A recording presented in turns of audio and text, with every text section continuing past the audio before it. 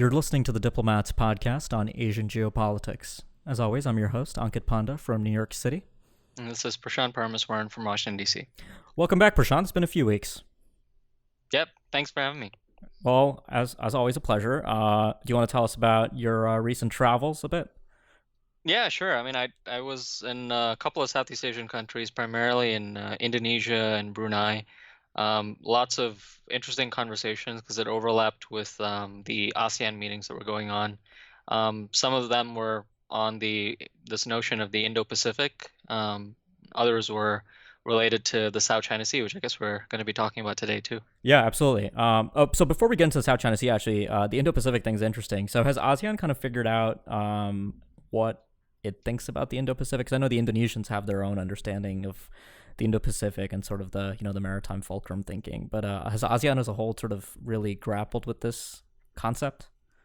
Yeah, it continues to be one of these interesting curiosities because ASEAN's position kind of remains very ambivalent with respect to the Indo-Pacific. So the ASEAN documents that came out all made references to the fact that, we take note of the various visions for the Indo-Pacific, which essentially is a kind of reference to the fact that the United States is not the only country that's promoting this Indo-Pacific vision. The Indonesians, as you noted, are doing it. The Japanese have their own visions, and it's kind of ASEAN's way of hedging to say, well, listen, we're taking a close look at this, but we're still not quite sure how this contributes to this notion of an open, inclusive order. Right. And then also kind of, how does this sort of cater to Southeast Asian countries' goals of promoting economic development and prosperity. We heard some of that from Pompeo when he was out in the region, but we really haven't seen a lot of meat on the bones. And so I think Southeast Asian countries are kind of reserving judgment about how they proceed. Right. Yeah, and like we talked about this a bit in the context of our podcast about the Shangri-La dialogue, but it was interesting to sort of hear India, Japan, and other countries, including Australia, sort of emphasize ASEAN centrality. And even Jim Mattis in the United States took note of the ASEAN centrality concerns and sort of making it clear that the Indo-Pacific concept doesn't seek to undermine ASEAN centrality necessarily. But I agree that, this is all still kind of fuzzy even after Pompeo's trip. But the thing I really want to talk to you about today is the South China Sea, which is a perennial favorite on the podcast. The first ever episode of this podcast was actually about the South China Sea, and here we are more than 4 years later still talking about it. But 4 years is actually pretty good in terms of how long, theoretically, talks have been going on the code of conduct for, I guess, more than 15 years now after the 2002 declaration on the conduct of parties in the South China Sea. So last year, after the 31st summit meeting in Manila, when the Philippines was hosting it, ASEAN and China finally formally kicked off the start of sort of detailed negotiations on the actual text that would be part of the code of conduct between ASEAN and China on the South China Sea. And now, on August 3rd, the foreign ministers of the 10 ASEAN states and Chinese Foreign Minister Wang Yi announced that they'd reached an agreement on a single text, a single draft code of conduct negotiating text. And this was a secret document that technically, none of the public hasn't really seen it. But luckily, the diplomat does have an extensive network of expertise, including Carl Thayer, who managed to get his hand on a leaked copy, and he wrote a really long piece for us about the specific proposals, sort of the inside baseball that led to this text coming out. And Prashant, it really seems like the nagging issues that sort of the some of the forward-leaning ASEAN claimant states, and certainly the United States and Japan, and sort of supporters of a rules-based regime had sought to really clarify. There doesn't really seem to be a lot of progress on these issues. Like, we don't have a clear sign of a binding dispute settlement mechanism. The geographic scope remains fuzzy.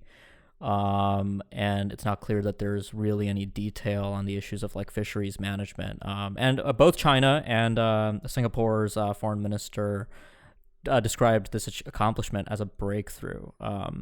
But I sort of want to interrogate that a bit. So what's your take on all this? You were in the region while all this was playing out.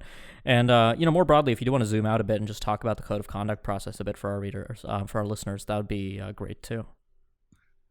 Yeah, I think you nailed it in terms of where we're at, which is we have a declared sort of quote unquote breakthrough on these negotiations. But we don't really have a sense of the specifics as to whether that claim can be validated, right?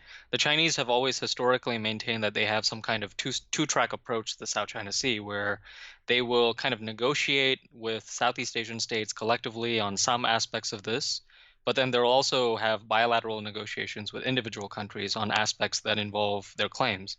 And essentially, what has happened over the past few years is that the Chinese have made significant ground, or I guess progress on the water, really, in terms of their militarization of the South China Sea. Even as they produce some inroads on the code of conduct. And so essentially the question that in the region that's being asked is, I mean, what is really going to be the value of any code of conduct, even if it comes into fruition, right? Essentially, the Chinese would have de facto control of the South China Sea by the time anything substantial or significant comes out. The other interesting thing that's important to note is that, as you noted in the background to all of this, ASEAN and China, I mean, this is really a procedure that goes back to the end of the Cold War, really, when ASEAN and China started negotiations on the declaration of the Code of Conduct. And that took a long time to actually be implemented. And then China, through its recent actions, has moved to violate the spirit and the letter of the DOC. So then the other question would be, even if we had a COC tomorrow, would that matter in terms of whether the Chinese would actually follow through on it? And I suspect the answer, given the previous track record, would be no.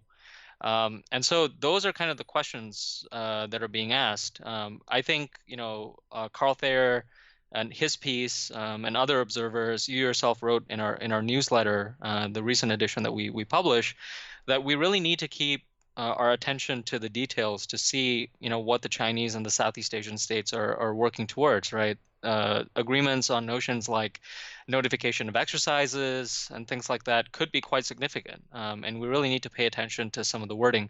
Now, that being said, we are at a position where it's a single negotiated text, but it hasn't been finalized yet. It's only going to be finalized later this year.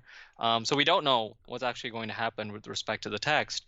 But the things that we are hearing about are quite disturbing. Right. No, absolutely. And I believe the term that the Singaporeans are using is that it's a living document right now. So it will be shaped. I should have actually contextualized things a little better. I mean, you got at this with China's sort of dual track approach to the South China Sea, if I can call it that, really. I mean, the idea that China's, really and clearly pushed ahead with militarization, right? Militarization that Jim Mattis pointed out point blank at the Shangri-La dialogue that the United States used as a pretext to disinvite China from the Rim of the Pacific multilateral naval drills off the coast of Hawaii this year, and effectively in perpetuity, if you look at the National Defense Authorization Act for 2019, includes a provision that the Secretary of Defense has to certify that China has demilitarized the South China Sea before China can ever come back to RIMPAC. But yeah, so all of that activity has happened while China has pursued a rapprochement with ASEAN, and really this is something we've discussed last year in the context of the Philippines chairmanship of ASEAN, which, as we know, after Rodrigo Duterte came into power in the Philippines, just inaugurating, entering office just under 2 weeks before the 2016 Arbitral Tribunal's award, which really invalidated China's 9-line claim, among other things. But then Duterte effectively turned the Philippines around 180 and started a close rapprochement with China. So that really worked out well, and this dual track approach, I think, has served China quite well. So one of the interesting things, going back to Carl Thayer's piece, I guess we're kind of discussing Carl Thayer's piece on this podcast now a bit, but it's interesting to sort of see the groupings within ASEAN in terms of which countries made which proposals.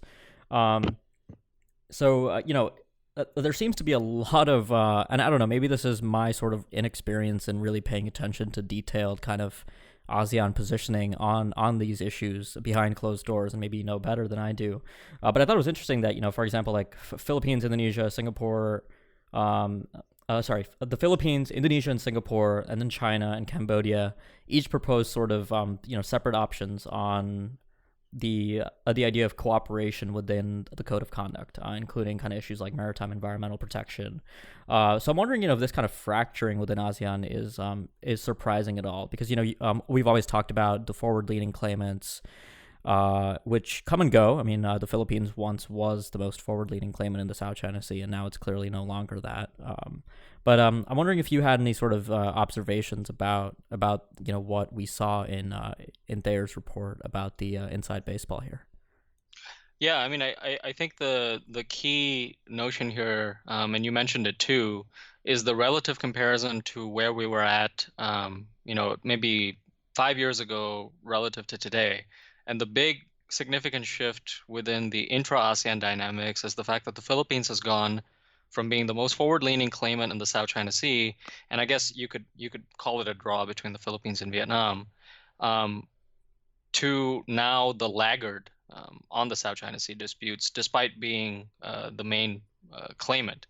And so it's very difficult for other Southeast Asian states to then say, well, even if the Philippines, that used to be this major forward-leaning claimant, is going to step back from its position, the Singaporeans somehow should have more of an interest in the South China Sea disputes. And the Chinese are very clever at, pointing to the fact that, Singapore, why are you getting in the way of this if the Philippines is not calling for it?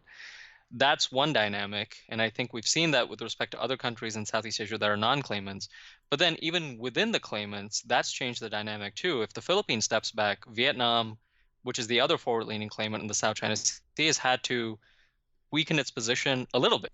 Right. So my prognosis of where this agreement is really heading, just based on what Carl Thayer has reported, the general cadence of the negotiations between China and ASEAN over the past year, is that we're sort of going to get a lowest common denominator agreement coming out of this that really favors Chinese interests. I don't see, the kind of things that Western scholars and South China Sea watchers talk about at Track 2 settings. The precise geographic scope, sort of being expansive enough, and the dispute settlement mechanisms being binding.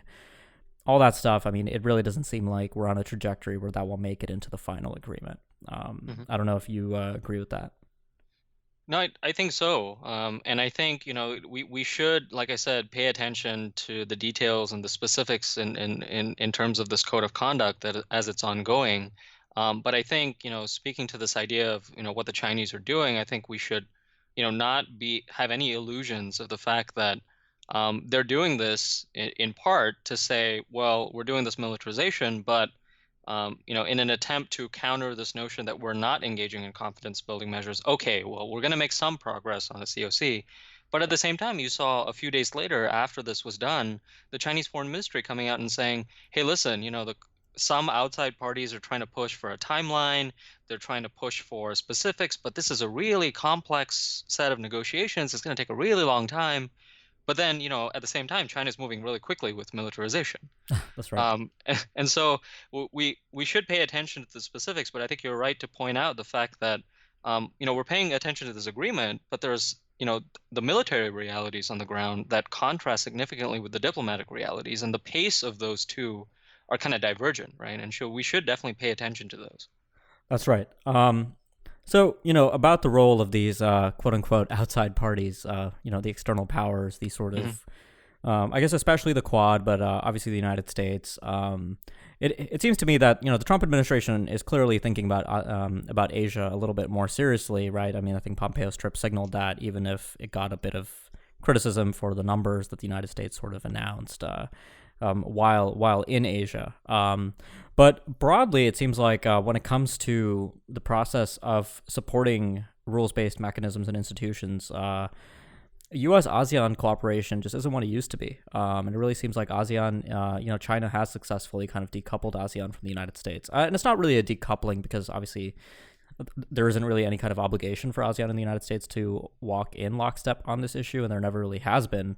But that's kind of my growing sense. And we do have the East Asia Summit later this year to look forward to, and the Summitry. I actually hear that Trump has this military parade planned, and I think it's actually during the plenary of the East Asia Summit, so he might be leaving early again. I don't know if you heard that, but yeah. So who knows? Maybe Trump misses the plenary session again for the second year in a row.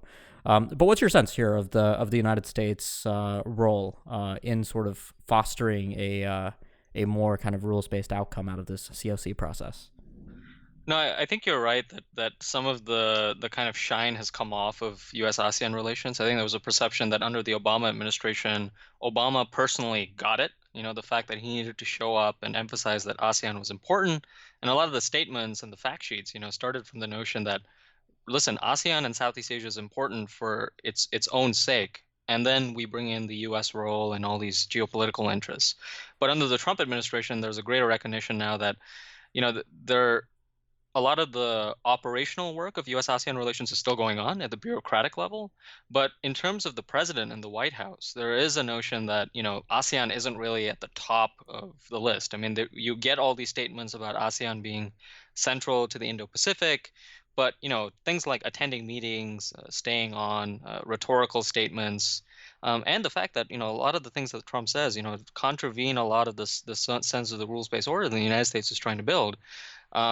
Really, they do matter in Southeast Asia. I mean, when I was in the region this time, I heard a lot of complaints on that front, and that the rhetoric wasn't very helpful. And so that there is that sense.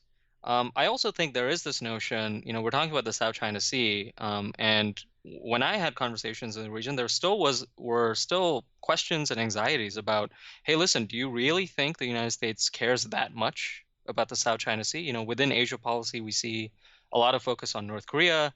We're still worried about the Trump administration potentially getting into distractions in the Middle East. And then also even in the approach on China, we see the Trump administration caring more about things like economics or Taiwan relative to the South China Sea. That's right. Some of this is kind of anxieties that you hear in the region typically, but I do think there's something to it that ties back to this administration in particular and the need for some reassurance. One sort of unrelated but related question, I guess, is in Indonesia. I'd be curious if you noticed anything different about the way India was perceived, given India's sort of involvement now in Sabang and Modi's visit earlier this summer. Is India being seen more and more as an active party in the area? I think the Indonesians' perception of the Indians has always been one of general favorability, but also kind of regret a little bit that some of the progress and the follow-on and the follow-through isn't really as active as they would like it to be. Mm-hmm. I do think that sense is still the same. I think throughout Southeast Asia, there's a perception that over the past few years, the Modi government has kind of stepped up its game in Southeast Asia, and that's seen as welcome because I think relative to what the United States is doing, I attended an event in Indonesia where the foreign ministry kind of held a session and the Indo-Pacific came up. And there was this direct notion by a diplomat of the foreign ministry to say, if you want to support ASEAN and Southeast Asia, stop dividing the region.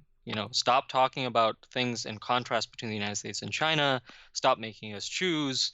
The Indians are a welcome part of that, as is the Japanese and the Australians, because they kind of counter this notion that it's all about the United States and China, right? Right. And so that I think continues to be the case. And you wrote about the Sabang deal and some of the maritime cooperation that's been going on. That's significant. I mean, it's not to be underestimated that you see these other countries in the region linking among themselves because they're really not sure about what the two powers, the United States and China, are doing. And in my view, that those linkages ought to be enhanced and encouraged because the region should be providing for its own security as well rather than relying on external parties. Absolutely, that's all right. One caveat I'd add to India and Southeast Asia is I think we'll have to.